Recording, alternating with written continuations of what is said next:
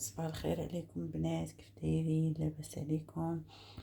يا ربي تكونوا بخير وعلى خير. اليوم ان شاء الله نهار جديد وفيديو جديد، خليكم معايا ان شاء الله. اليوم نوجدوا بطيبيطات للفطور. هذا البطبوط انا كنحتاج فيه بزاف ديال الطحين حرش ديال القمح على الطريقه هذه.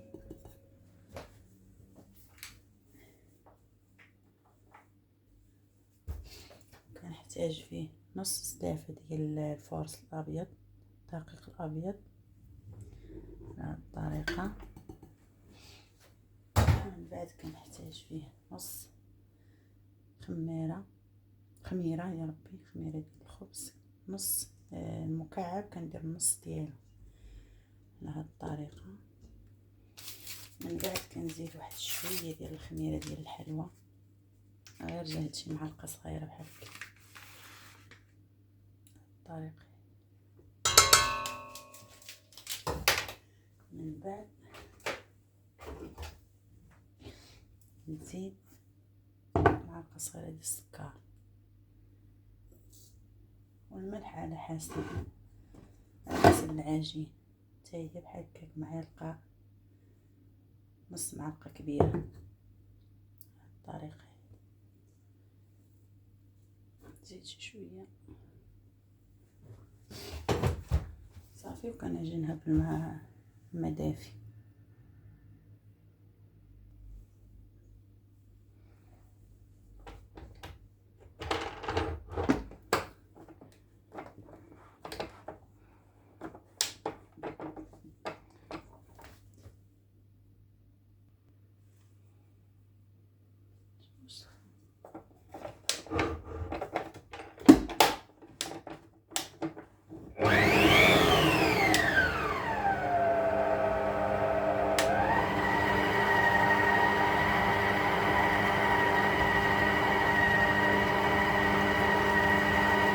بعد كنجيب الماء السخون على هذا الشكل هذا،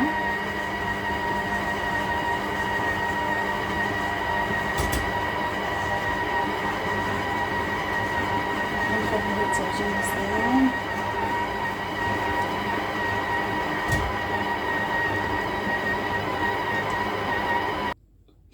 من بعد ما تعجنات ليا العجينه ديالي على هاد الطريقه هذه،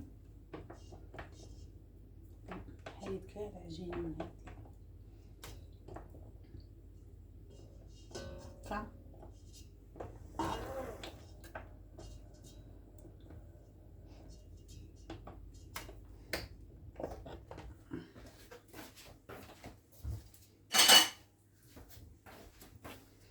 من بعد كندهنها بشويه الزيت وكنخليها حتى تتخمر على الطريقه هذه. شويه ديال الزيت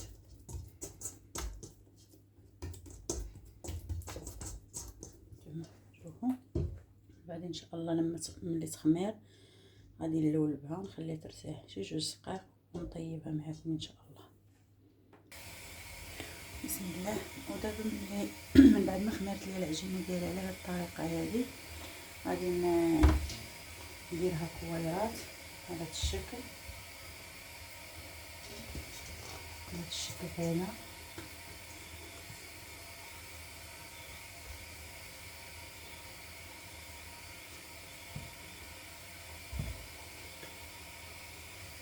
كتشوفوا معايا غنستعمر بحال هكا نسالي ديال العجين اللي عندي بهذه الطريقه بحال هكا. زينه عندي صغيره ما كنساش نصور، سمحوا لي صافي. واش كيبان لكم داكشي واضح؟ كيبان لكم شويه ناقص؟ ولا نكلوها على هذا الشكل هذا بحال هكا، كنحطها كترتاح. وانا غادي نستعمر كاع العجين اللي عندي، ومن بعد نخليها ترتاح 1-2 دقائق، وان شاء الله نبدا ندرس نقول لكم الطريقه ديال كيفاش غنطيب. من بعد ما كملت العجين عندي كله لولبته على هذه الطريقه هذه، انا بالمقادير اللي درت ديال الطحين نقلاه ليا 7 الكرسي، وكنديرو معنا شويه كبار، اللي بغا يديرهم صغيورين راه كتلوح تبارك الله. دابا غنغطيهم ان شاء الله، نخليهم يرتاحوا 1-2 دقائق، ومن بعد نبدا نقرص فيهم ونطيب. من بعد ما ارتاحت ليا العجينه ديالي كنقرص قريصه بقرصه بهاد الطريقه هذه.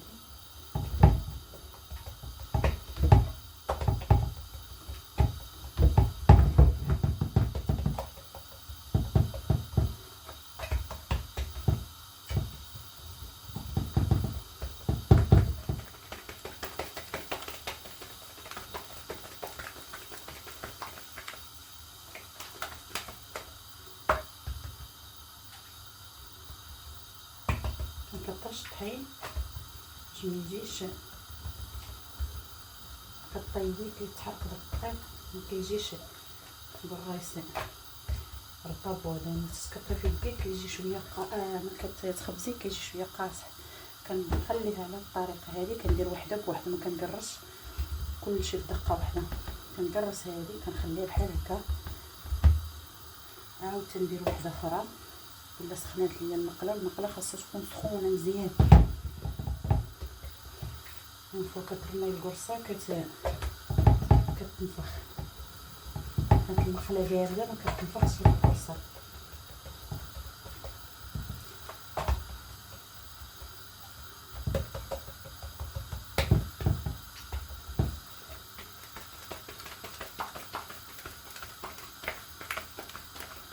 كنستعمل على هذا الشكل هذا حتى نسالي كل الكريسات اللي عندي. صافي كندير الجوج بحال هكا، ومن بعد كنحط حتى هنا كنطيب وحده بوحده، كنقرص الكل على هاد الطريقه هادي. ملي كنحيدها لي عاد كنعاود نقرص وحده.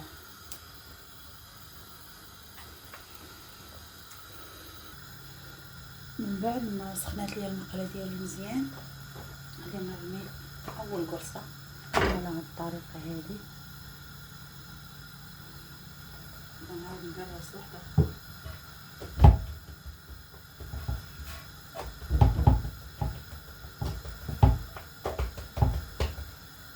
ملي كتبان لكم بحال هكا بدات الفقاعات كيبانوا لك، خاصك تقلبيها سويته، تقلبيها هكا باش المره الثانيه لما تقلبيها تنفخ لك. والكريسي الا ما تنفخش ما كيجيش زوين.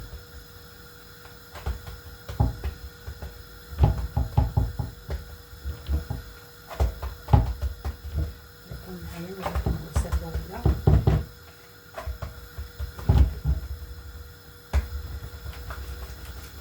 كما قلت لكم كناخذ البلاصه كنقرص واحده اخرى.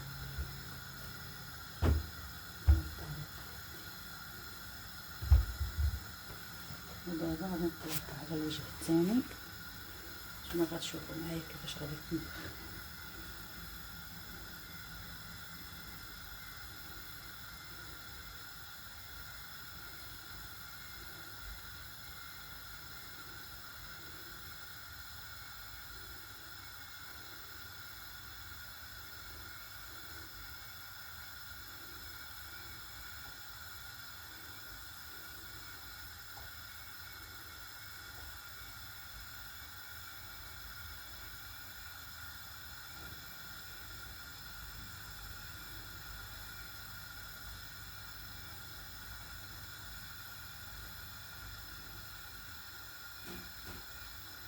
هانتوما كما شفتوا تنفخات.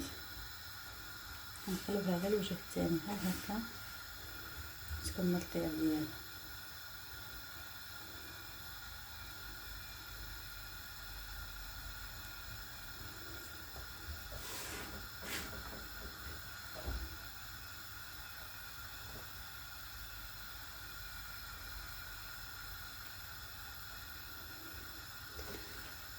شفتوا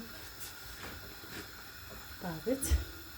وكاين اللي كل شنو باش يحب ياكلو، كاين اللي كيديروا بالزيت البلديه، كاين اللي كيرافقوا بالزبده والعسل. كاين اللي كيديروا سندويشات، انا كنفضلو بالزيت البلديه كيما هانتوما كيف ما كتشوفوا. الكرصه هذه طابت، انا نعاود ندير واحده اخرى معكم. من بعد نستعمل بهاد الطريقه هذه، نهبط البوطه شويه.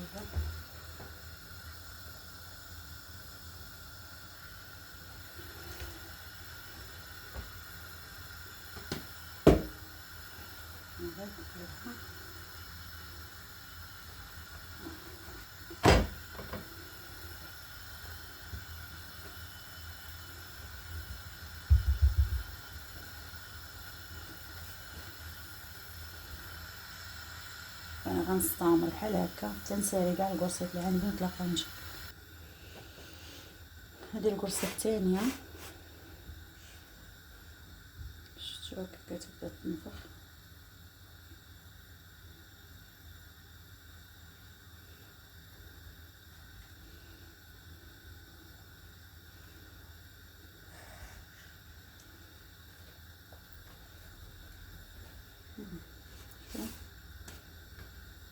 كيجي خفيف وزوين. نتمنى تجربوا هاد الطريقه وتردوا عليا، وما تنساونيش من الدعم ديالكم ليا ولي لايك فضلا منكم وليس امرا. وهذا هما الطريقه ديالي اليوم ان شاء الله. الفطره دابا لكم البخار كيخرج بحال هكا، تشدي واحد الزيف ودير ليه بحال هكا، كتزيد تكمل النفخ ديالها هنايا. شفتوا تنفخات كلها.